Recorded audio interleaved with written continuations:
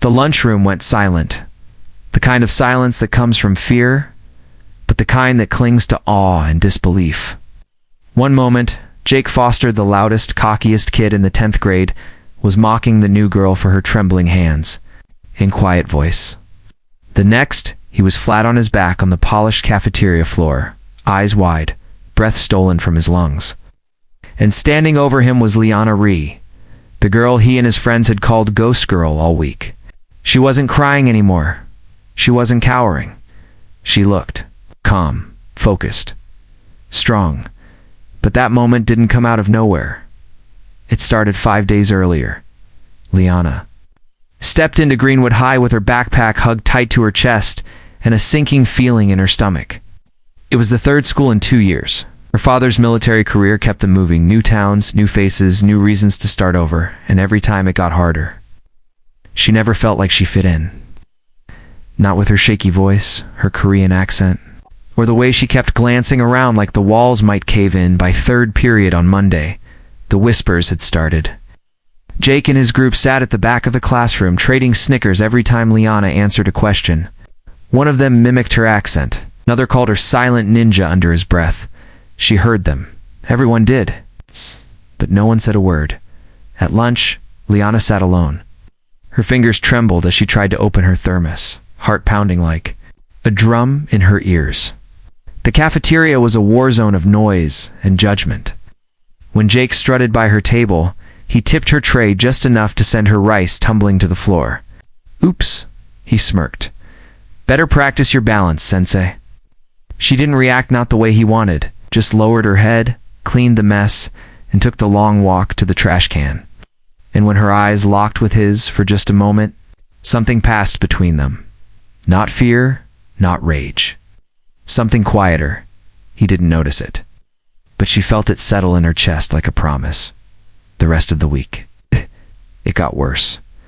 On Tuesday, they found her locker and filled it with crumpled napkins and soy sauce packets. On Wednesday, someone left a paper crane with "Go back to where you came from" scrawled inside. On Thursday, Jake recorded a video of her flinching when he pretended to trip near her, then laughed as it went viral on their private group chat. But Liana endured. Not because she was used to it, though, sadly. She was, but because she was preparing. Every night, she trained with her mother in the garage. It's not just martial arts. Discipline, breath, focus. Her mother, a former Judo competitor from Seoul, had taught her more than self-defense. She'd taught her to wait, to listen, to know when the right moment came, not to strike out of anger, but out of necessity. Friday came. Jake was in full showman mode. Word had spread about the week's harassment, and Jake's friends were pushing him to do something big to close out their torment of the new girl. Liana knew it was coming. This time she wasn't going to look away. As she stepped into the lunchroom, her heart beat steady. Not calm, but ready. She saw Jake stand, tray in hand, loud as ever. "Hey, Ghost Girl," he shouted across the room. "I bet I can make you disappear." He walked toward her with a smug grin, the crowd watching like it was just another performance. He reached for her tray, but this time she didn't flinch. She didn't back up. Instead, with precise motion, she turned, caught his wrist. Pivoted, and Jake, nearly 6 feet tall and full of teenage arrogance, found himself lifted and slammed flat on the floor before he even understood what had happened. A gasp rippled through the cafeteria. Liana stood over him, not angry, not triumphant, just still.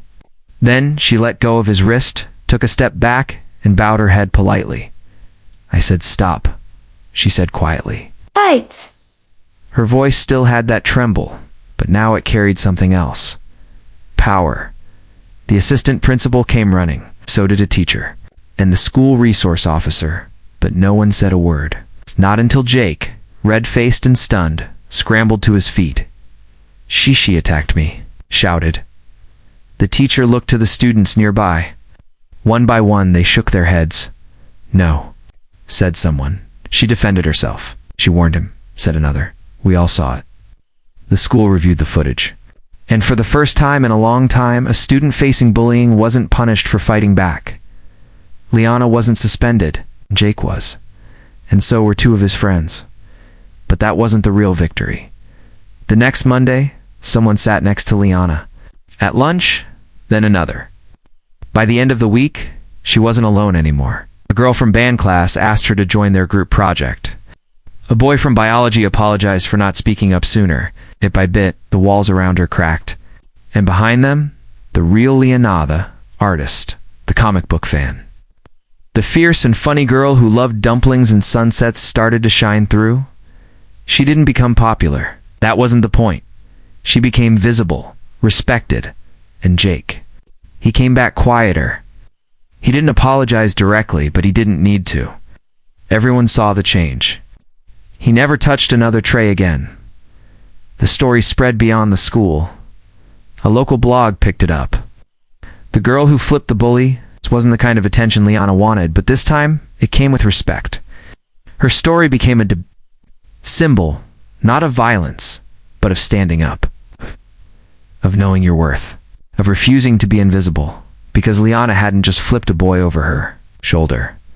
She flipped the script, and in doing so, she reminded everyone watching that bravery doesn't always shout. Sometimes it waits. It listens. And when the moment is right, it stands up and flips the whole world on its back.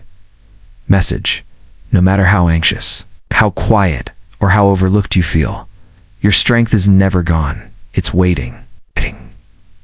You too stand up not in anger, but in power.